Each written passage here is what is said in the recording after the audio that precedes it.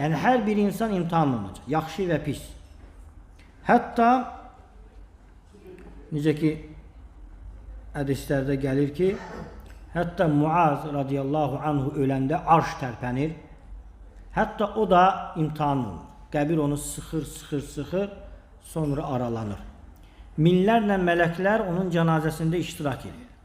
Görəlim, Muaz radiyallahu anhu öləndə arş tərpənirdisə, mələklər onun cənazəsində iştirak edirdisə, bizim kimi insanlar necə imtahan olunmaz?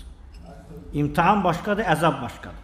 İmtahan odur ki, qəbir sıxılacaq və sonra Allahın rəhməti ilə o qəbir genişlənəcək. Başqa bir hədisdə gəlir ki, insan öləndə 2 dənə qara mələk gəlir. 2 dənə qara mələk gəlir. Birinin adı Munkərdir, o birinin adı Nəkirdir. Yəni qorxulu mələklərdir. Və Allahın elçisi sallallahu aleyhi və səlləm buyurur ki, qəbir axirət mənzillərdən ən birincisidir. Fəinnəcə minhu fəmə ba'dəhu əysar. O qəbirdən yaxşı qutardınsa, əzab olunmadısa, ondan sonra gələn məsələlər də yüngül olacaq. Yox, və illəm yəncu minhu, əgər o qəbir problemlərindən, əzablarından qurtarmadınsa, ondan sonra gələn də məsələlər daha çətin olacaq. Ona görə Osman radiyallahu anhu qəbirin böyründə dayananda ağlayır. Deyirlər ki, cəhənnəm adı çəkiləndə o qədər ağlamırsa, deyir ki, çünki insan burada bilinir. Əgər burada nicat tapdınsa, ondan sonra məsələlər yüngül. Nicat tapmadınsa, ondan sonraki məsələlər ağır. Ona görə qəbirin üstündə dayananda ağlayır. Dəlillər əsasında ümumən qəbir əzabı var. Allah Teala Quranda buyurur ki, o zaman ki, zalim olan insanların canlarını mələklər alanda, onlar onlara salam verərlər. Yəni o insanlar mələklərə salam verərlər ki, mə kunnə nə'məl min su.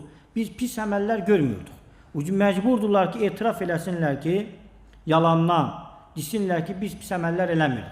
Çünki şiddətli mələklərdir, insanın canını şiddətli şəkildə alırlar.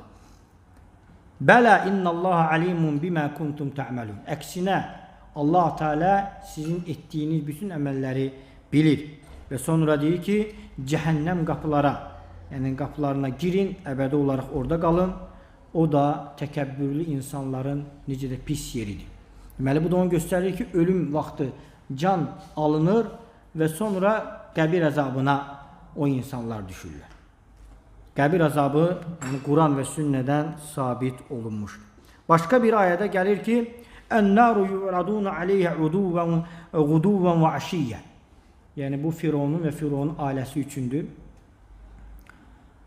Deyir ki, gecə və gündüz, yəni səhər və axşam onlara cəhənnəm odu toxunur, yəni qəbirdə yatanda.